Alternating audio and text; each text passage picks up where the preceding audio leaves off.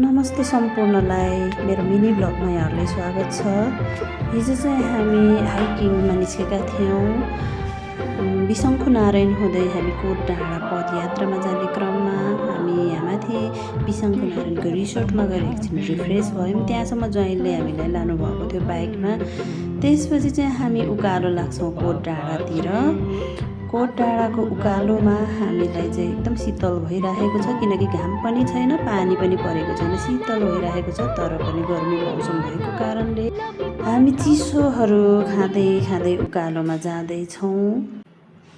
जहिले पनि हामीलाई हाम्रो ज्वाइँ साहब वरिष्ठ सङ्गीतकार शान्तिराम राईज्यूले यस्तै पदयात्रामा लगिरहनुहुन्छ। उकालोमा जाने क्रममा चाहिँ एकदम अर्ग्यानिक काँक्राहरू टन्न फलिरहेको रहेछ। हामीले मागेर किनेर खाँदै जाँदैछौँ उकालोमा। अब चाहिँ हामी कोट डाँडा प्रवेश गऱ्यौँ। कोट डाँडा प्रवेश गर्दै गर्दा हामी एकदमै उत्साहित छौँ। हामीलाई रमाइलो लागिरहेको छ। शीतल मौसम, सिरसिर हावा, आहा, हामीलाई आनन्द महसुस भयो। उकालो सक्यो हाम्रो। अब चाहिँ हामी कोट डाँडाको भ्यू हेर्ने तलतिरको रिसोर्टतिर लाग्छौँ। त्यहाँ चाहिँ एकदम रमाइलो रहेछ। यहाँ हामी खेल्छौँ, माथि रुफटपमा बसेर चाहिँ गफ गर्दै चिया कफीसँगै चिसोसँगै एकछिन समय बिताउँछौँ हामीले। त्यसपछि नानीहरूलाई चाहिँ यसरी ज्वाइँ र मैले पिङमा खेलाउँछौँ। अब चाहिँ हामी फर्क्यौँ। हामीले चाहिँ यहाँबाट भक्तपुर, ललितपुर, काठमाडौँ, कीर्तिपुर लगायतका भ्यूहरू हेऱ्यौँ। तल लोबो त्यहीँ नजिकै देखिन्छ। पर दुवाकोटमा, भक्तपुर दुवाकोटमा छ्यामाको घर पनि हामीले यहाँबाट हेऱ्यौँ। एयरपोर्ट पनि नजिकै देखिन्छ। यसरी सुन्दर भ्यूहरू हेर्दै हेर्दै मैले क्यामेरालाई चाहिँ अब यता गोदावरीतिर घुमाएँ। गोदावरीतिर घुमाउँदै जाँदाखेरि गोदावरीको ठुलो होटल यसरी देखियो अनि यसलाई मैले जुम गरी यसरी खिचेँ। त्यसै गरी यो तल चाहिँ हामीले बिष्ट छाप देख्छौँ। त्यहाँनिर चाहिँ तरकारी खेतीहरू धेरै लाइँदो रहेछ।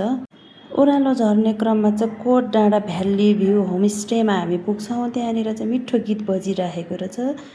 त्यो गीत सुनेर चाहिँ हाम्रो भान्जी र ज्वाइँहरू चाहिँ मजाले यहाँ नाच्नुहुन्छ।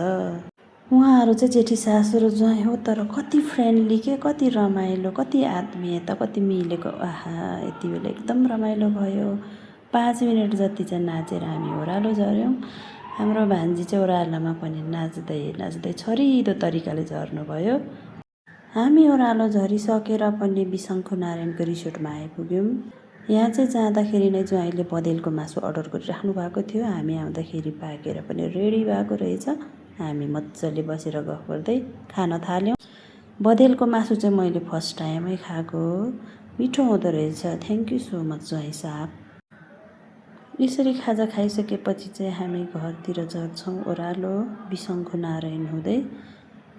अरू भान्जीहरू ज्वाइँहरू चाहिँ बाइकमा जानुभयो। हामी चाहिँ बिसङ्खुनारायण मन्दिरको मास्तिर ओह्रालो झर्दैछौँ। बिसङ्खुनारायण मन्दिरभित्र हुँदै हामी तल बाटो ओह्रालो झर्दैछौँ। यो अविस्मरणीय यात्राको लागि हाम्रो ज्वाइँ साहब, भान्जी र दिदीहरूलाई धेरै धेरै धन्यवाद। फेरि यसै गरी हिँड्न पाइयोस्, रमाइलो गर्न पाइयोस्। See you soon. Thank you so much.